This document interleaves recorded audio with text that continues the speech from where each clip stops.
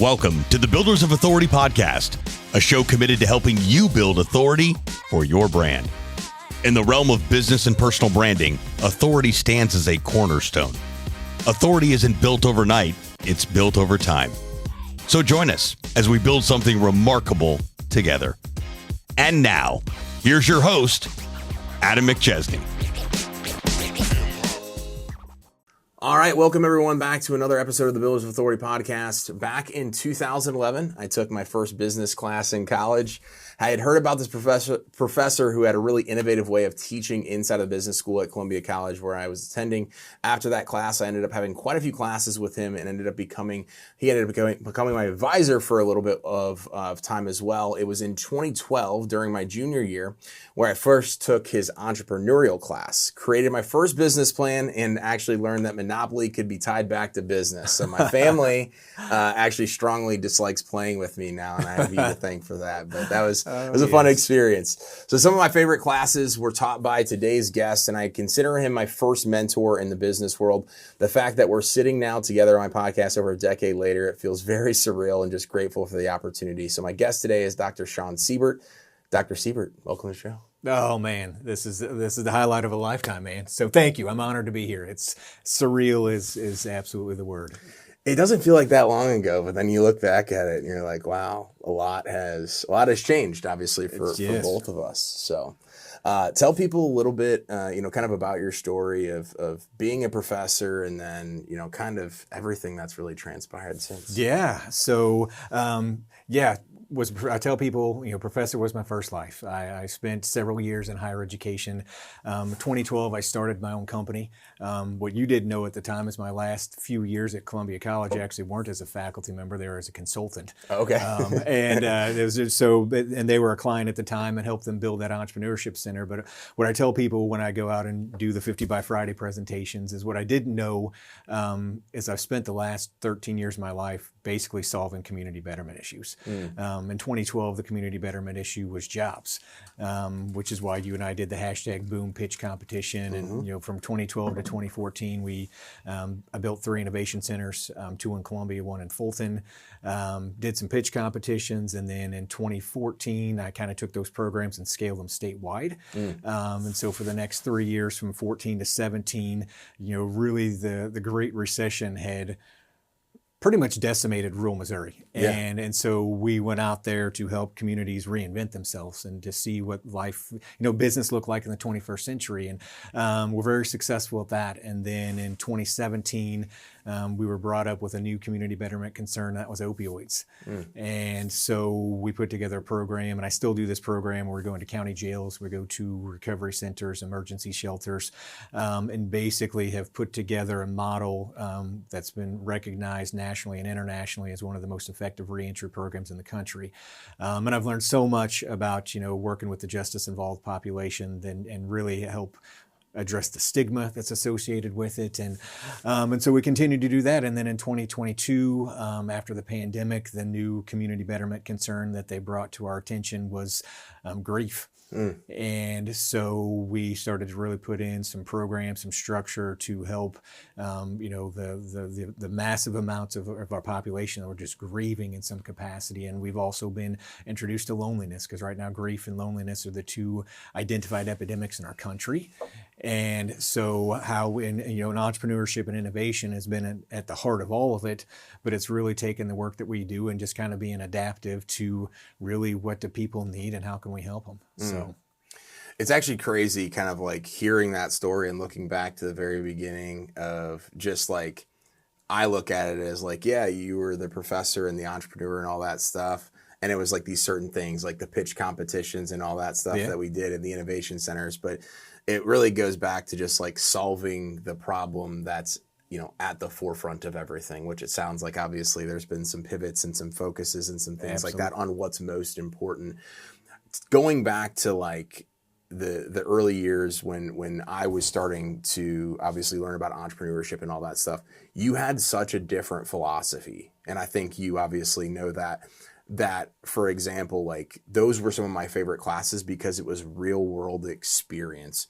What did you see at that time as a professor to like bring that to the forefront, to make those classes that way that I believe were so different in setting people up for success outside of college after graduation? Yeah. No, man, I always saw it differently. I said, how do we make this so that, when you leave my class or when you graduate, like, you knew what you needed to know, and, that you could just, and you had the confidence of like, I can do this job because, man, I had this project or I did this. And so I always just took really a practitioner focused, view of education that, man, what a waste of time it was to memorize 100 questions. And, like, I mean, you can do that, but, or you can literally, I always tell people, and we still do this to this day, because like what 50 by Friday is it helps people to find the idea within themselves that can change their life. And then giving them the confidence in themselves to go and do it. And which is basically where, it started with these projects is, and I started doing this when I was a graduate student, because I was like, man, I could write this paper and that's fine. Or I could write this conclusion and submit it to the Wall Street Journal. And that's what I did, and so when I realized what that did for me, I was like, well, why wouldn't I do this for others, where, and you were at the forefront of it, you had some brilliant ideas back in the day. I love Monopoly. Oh, that was so fun. But, that it's about, letting people really find that in themselves then. And, what I would always tell people, when we get your, other professors or, when you have your board of directors, like, man, it's not about the idea that they have when they're 18, 19, 20 years old. Yeah, maybe one of them will hit jackpot, but it's about who they become 15, 16, 17 years later. Yeah. That's what this is about is, get them now and then boom. And, this is why it's all amazing being here is because, you had that fever back in the day. Yeah. And, when you and I visited a handful of years ago, when you were really thinking, I was like, oh yeah, I'm not surprised by this at all. You were always an entrepreneur, just like myself. We just got a journey to where we decided, okay, now I'm all in. Yeah, no, and I couldn't agree with that more. And I think like, looking back to some of those ideas, that I had, it was really more about building the fundamental of like, oh, hey, when you're going to go do this, you have to have a business plan. Or this is what people are going to look for if they're going to invest in your company. Or here's how you speak on stage, right? Now, like looking back to when, like, even though, it's been a couple of years, I still remember like sweating profusely. And not that I don't sweat anymore, right? But if Adam back then saw where Adam was at right now, he'd be like, wow, this was totally worth it. And I think not enough people, whether it's they go and they have to work somewhere first like I did and then become an entrepreneur after, or just take the leap of faith at the beginning, the confidence isn't built up in those formative years. And or if they go and do it, they fall on their face because they're like, oh, I didn't know that maybe I had to go to the bank to look for this.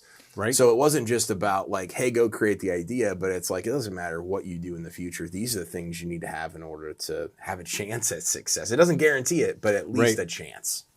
No, and I love it because oftentimes it's when we're in the workplace and we see the inefficiencies and we see that's because that's basically what I did was I tested a theory. Do people value knowledge or do they value credentialed knowledge?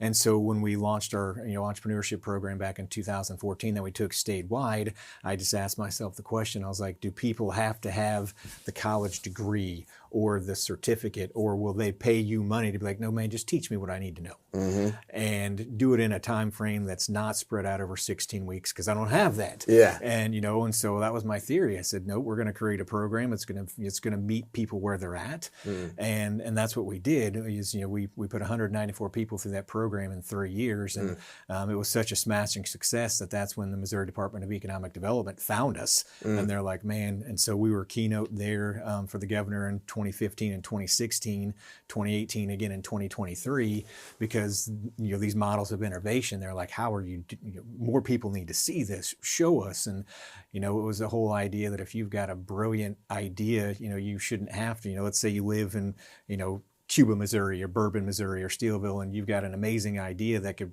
create 25 jobs in that town. why should you have to move to St. Louis? Why should you have to go to Columbia to get, to go to an innovation center when, somebody should just be like, hey, wait, no, we can do this here. Yeah. Let me, to your point, like here are some things that you need to know about what, how to put together your package, whether that be through a lender or the SBA program, or whether to get, some sort of, angel funding.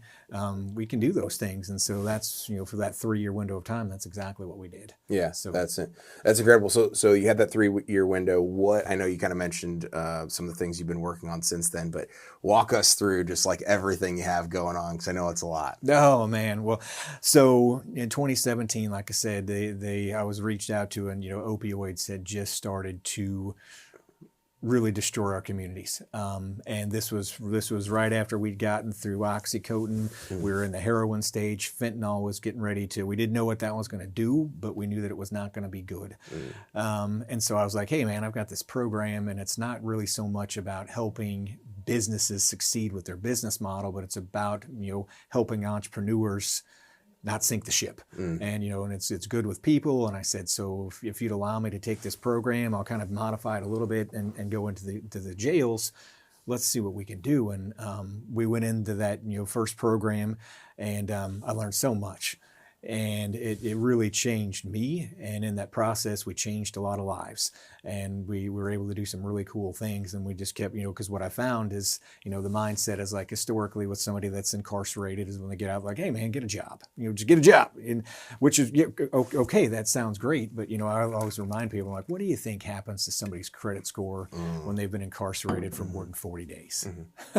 They've been evicted. Yeah. Their vehicle's been, repossessed, so there are so many of these other layers to success that we have to figure out. And so with our model of reentry, that's what we did, was we figured out ways to get them access to really good healthcare, resources to get them employed, but really built the confidence within them that helps them to, as I tell them, who you are, and who you become are 3 different humans in one lifetime, but you got to allow this thing to believe that to be true. And when you do, you can lay down some of those things and forgive yourself from some of those things. And when they're able to do this in a really kind of short window of time, and life makes sense to them, good things start to happen. And so we've done that, and done that very well, and served thousands of people in that program. And what happened was I started to get into writing, and I would publish an article called The Weekly Win, and I still do that writing, but because I had all these stories, like this business was so successful, or this student came up with this idea, or here's a wonderful story about somebody that's got their family back out of foster care, and so we just started penciling those down and sending those out to our base, and then in 2022, I was like, some of these stories are really good. Yeah. And so I took them and I put them together in a book, and we published that book. And then after that happened, a whole lot of things happened that I didn't anticipate. And most recently, the book was 15 chapters, and a typical semester for schools and universities is 16 weeks. And so I had these exercises that I do with them, former students that I see doing things like this, and I know that they worked. And so I was like, what if I took this book and the themes of these chapters and put them together with some of these exercises I did with my students, and we turned it into a life and career readiness curriculum. And so that's what we've been able to do, is we've been successful in accessing opioid funds from the opioid settlement, and donating the books and the curriculum to school districts. And then, those students then are able to go through a very structured, exercise where we have conversations about how do we handle situations when we lose trust in someone that we love. How do we, learn how to say no and set healthy boundaries. And, so they're having really relevant conversations that, that they're suffering in silence. And so we help to bring those out and be like, hey, we're going to normalize this. And then along the way, we focused on grief, because that was really brought to our attention. And we had this program that we did, we call it Conversations on Grief, and it's been very effective. But then every time that you do this, somebody kind of brings a new problem to your, hey, what about this? And so then they're like, hey, this program for adults in grief is amazing, but what about young adults and youth? And so my son, he joined me in 2024, and so we've been able to create what's called the Grief Toolkit. And so now anybody that goes to our website, they can 50byfriday.com, they click on grief resources, and there's just probably the most comprehensive grief resource kit in the country. We've got an amazing grief guide for youth. We have live conversations. And so right now we're really focused on that people don't have to suffer in silence, because so many people are. And so if they come to that website and use our resources, we can help them if they choose to not want to be with others, and process it on their own, or here are the tools that if you want to start having these conversations with your own family, we'll show you how. So that's a mouthful for you. But no, it's incredible. I don't know how you do it. It's just like you, and it doesn't feel like work. Yeah. You can hear that in your voice, right? And it's everything online, and obviously I read the book, and it was just like, wow, like, you look at, everybody looks at entrepreneurship differently, right? Where it's like, right. Okay, hey, I'm providing this service to help this business do this thing. You're doing that. But it's like, oh, wow, what helped us back in college, or what helped Columbia College when you were a consultant, it's like you can take that to people that have been in jail. Take that to people that are struggling with all those things. So it's really about repackaging it and repurposing it for where somebody is at to be able to then, give them a vehicle to be successful. And that's what I think has been just incredible about hearing this, reading that book, and seeing your stuff, is it's like you're not always doing the same thing, but the same principles apply. Absolutely.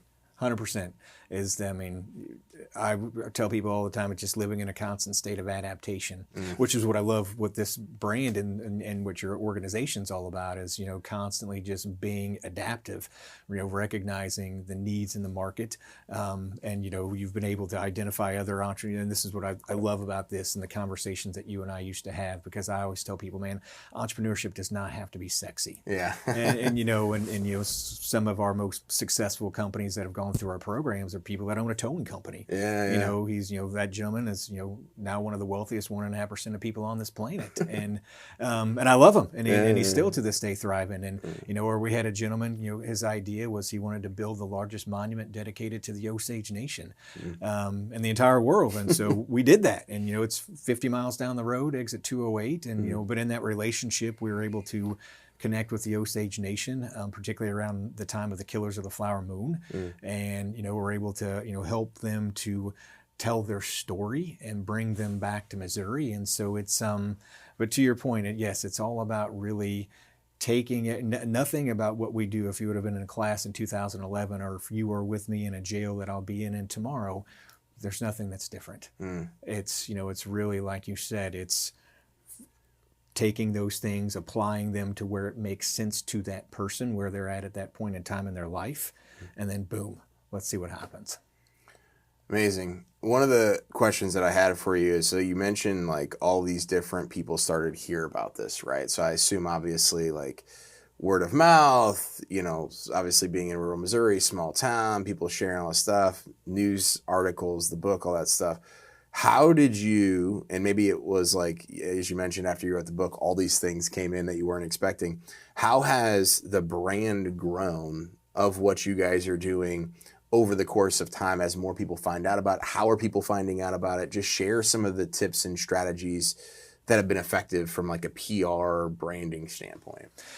Yeah, it's it's a combination of a lot of things, which is why I really love following you in content, because I learned from you. Now it's they're on the other side of it. But we over the years, I just relationships are everything. Yeah. And I think that's the most important thing for all of us to know, is that who we know is worth way more than what we think that it is. And that email address off that business card is more valuable than what you think that it is. And so, just as you go through, and that's what I've been able to do, is, to recognize, say, every relationship is a potential future opportunity, and to recognize that, we're there to help each other. And so, we've been able to build out a really strong e-blast, just from, years and years of contacts and staying connected with people. And consistently, I always tell people, man, nothing sells itself. And that's hard in our game, to recognize that, like, hey, that's okay, that, you've got to constantly be in front of people, because we're getting hit with messages all day, every day. And so it's either your message in front of somebody else, or somebody else. So it's, being comfortable that, recognizing that you believe in what you do. And when you believe in what you do, you're not selling it. you know that you're adding value.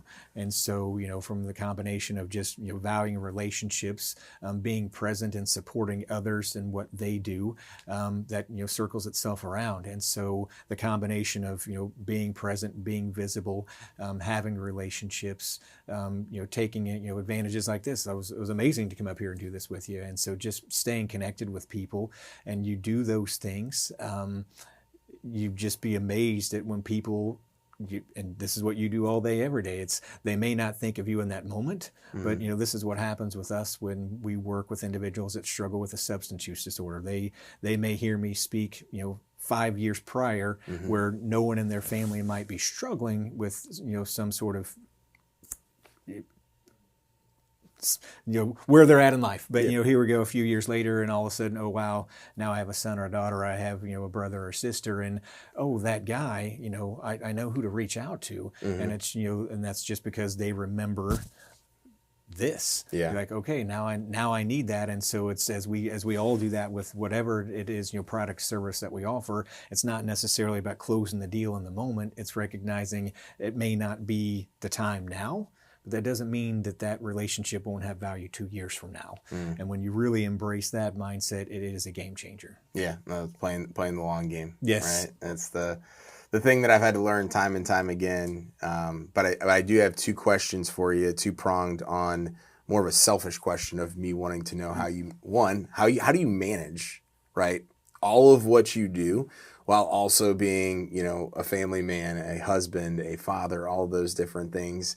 And then a parlay question is, how do you say no to, I'm sure you have a ton of opportunities come across your plate. Like, how do you decide which ones are worth putting time, energy, and resources into, and the power of saying, hey, no, I understand what you need, and I understand it might could be what you want, but this doesn't align for one reason or another. Absolutely. No, those are amazing questions. No, and thanks for asking them, because I am, first and foremost, husband, dad, love my family, and always have. And so I just really made a mindful decision that this is where, I always saw, their family is my family, but they're also my investments. And, now that, I'm blessed that my son is able to work with me. My daughter actually also, does some work for us.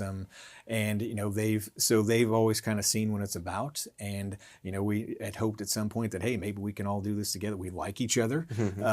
And so they are my heart and soul, and they've taken me on some of the most amazing adventures. Like, I haven't had to plan a vacation in 7 years because my daughter does all that. She's like, Dad, we're going to Glacier. I'm like, all right, you tell me where to drive.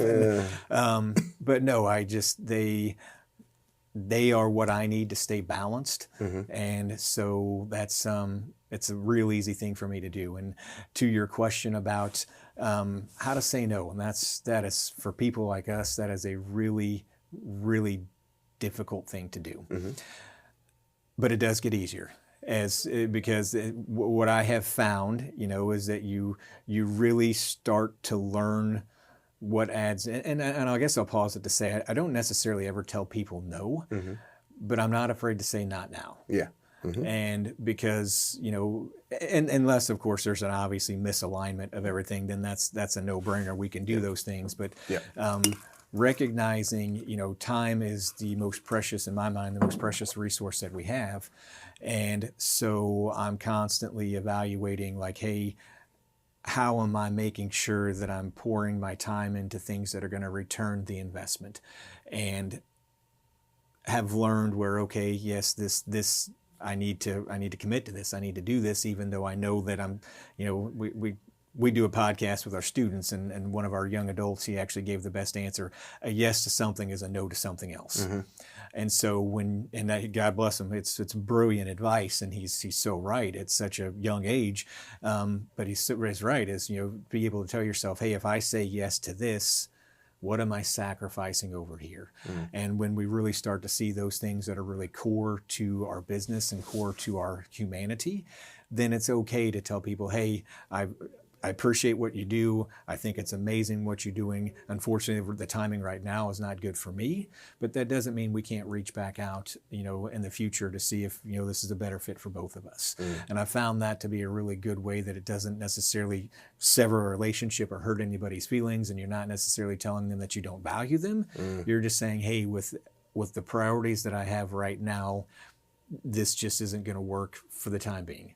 But maybe, and who knows, because their business may grow exponentially in the future or years, and it may work out. And so when I figured that out, it made life a lot easier. Yeah. Well, I think it's whether you're an entrepreneur or high performer, or just like for me, some of the biggest struggles I've had is just wanting everybody to feel as if like they can come and get value from me, right? So like 2 years ago, I was able to answer every single direct message I got and provide feedback and all this stuff. And right now it's like people are doing, I'm like, hey, I just don't have the time, right? And so like for me, it's like I feel like I let people down, or that maybe they won't like me. And the more and more experience you have with this, and the higher and higher you level up, like you just have to be okay with not being able to give everything to everyone. No, you said it perfectly, because it is. You care about people, and you do, and we all do, and so that's a really hard thing. Is that, hey, it's not that I'm trying to be insensitive, and this is where when I do a lot of work, I help people understand boundaries, and and particularly that was one of the things when I go into the jail programs where I'm just huge on boundaries for both of us, because I want them to, I pour love into them, and for some people, that's part of their problem is no one has ever showed any love to them. Yeah. But at the same time, like, hey, I'm not here to fill a void. I'm here in this moment to help you in this phase of life. But my goal is to get you to stand on your own 2 feet. And certainly you can reach out to me at any point in time if you need something. But that doesn't mean you can call me all day, every day. Yeah. That means, and so it's not that I don't care, but it's, really helping them up front to, understand kind of the boundary and for me as well. And when that becomes part of your permanent mindset of how you go about relationships, and it's not even that you're staying guarded, it's just you're recognizing, hey, if we both understand the boundary from the outset, then I don't hurt your feelings and you don't hurt mine.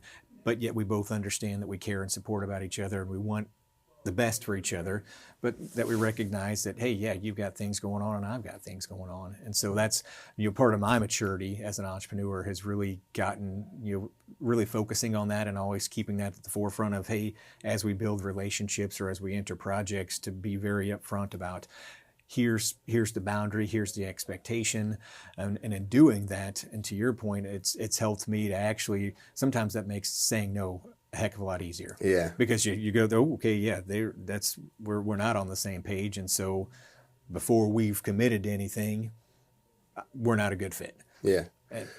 100%. I think a lot of it comes down to like mindset as well. Like I realized like when we grew really, really quickly back in 2021 into 2022, I hadn't leveled up my mindset to realize that I wasn't at the same place when I was starting at zero in 2020, where it was like, I need any client. And then you realize like, oh, you're taking this project that you thought was going to take 5 hours and it took 50 hours right. And you end up losing a bunch of money. Right. So there's those types of things, right, that I think with experience, as you invest in yourself and you self-develop, right, you get more comfortable of being like comfortable in your skin, but comfortable to stand up for yourself and for your business and say, hey, like I told this guy this morning, like he no-showed, this was months ago, he no-showed to like 2 onboarding calls with our team.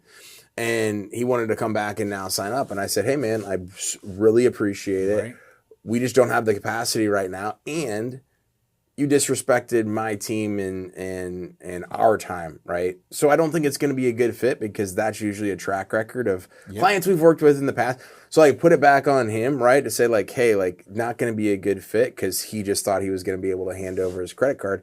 And I used to be scared to send that message because I'm like, oh my gosh, this guy might go to social media and say that. Right. He sent me back like one of the nicest messages and was just like, hey, I apologize, but I totally get it. If for whatever any reason anything changed, like we would love the opportunity to work with you. So I think so much of it is the mindset combined with the experience that you just have to have more confidence in yourself to say no.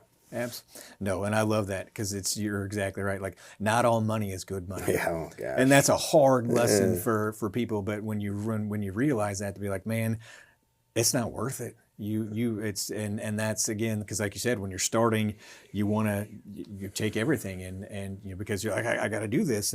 But experience, then you learn to be like, that's not worth it. And so, good for you, man. Yeah, well, it hasn't come easy. Those still hurt. You're like, but it's the right thing to do. Absolutely. How do you deal with failure, setbacks in entrepreneurship?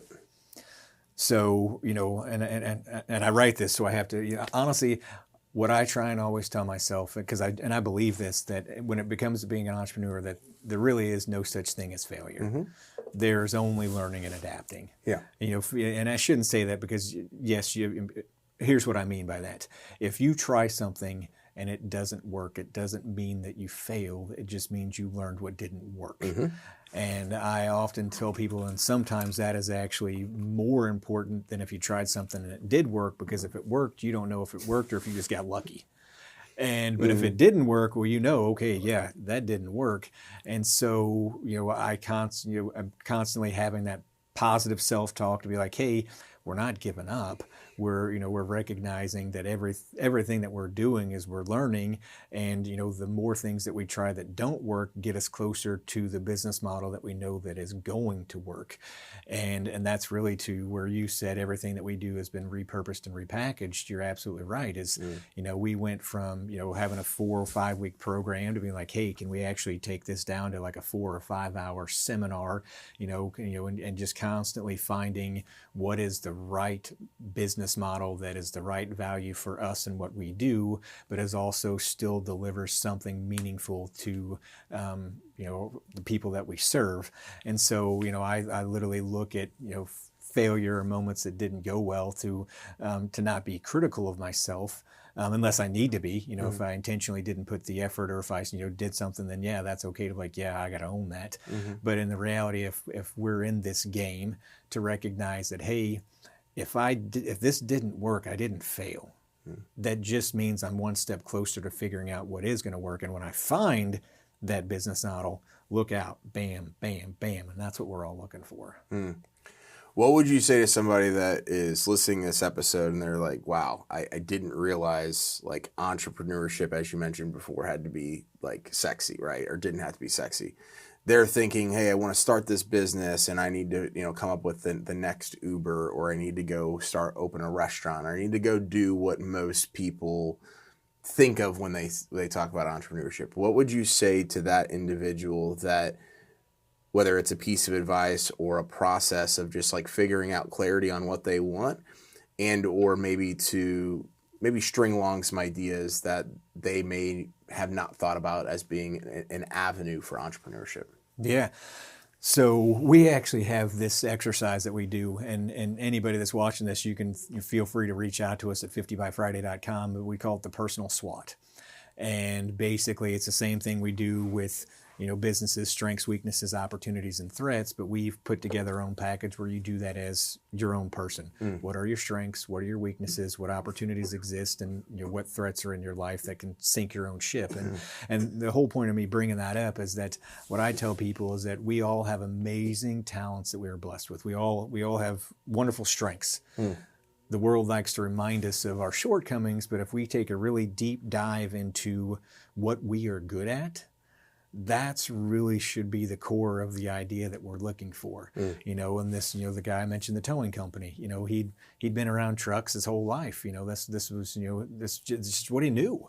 And so it made no sense for him to go start an IT company, because that's, everybody should go tech. It's like, no, man, let's tinker with trucks and let's figure this out. And I had another, young adult who was, his 50 by Friday was he heard my presentation, and he went home and he was convinced that he was not going to go back to the local grocery store that paid him a minimum wage.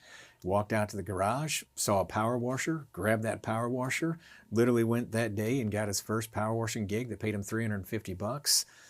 12 months later, he's earning $1,500 a week, running his own power washing company at the age of 18. And, and that, turned into, now he's a professional UTV, ATV racer because he made all this cash power. And so it's really, it doesn't have to be this big, crazy idea. It's just self-reflecting and saying, hey, what am I really good at? What do I love to do that can generate revenue, and start down that journey? And if we, that's when we give our 50 by Friday talks, that's what it is story after story after story of people like, hey, these were the resources that these people had, these were the strengths that they had, they put those two things together, and then that led them on one heck of a journey. Love it. So what is 50 by Friday, so the audience knows?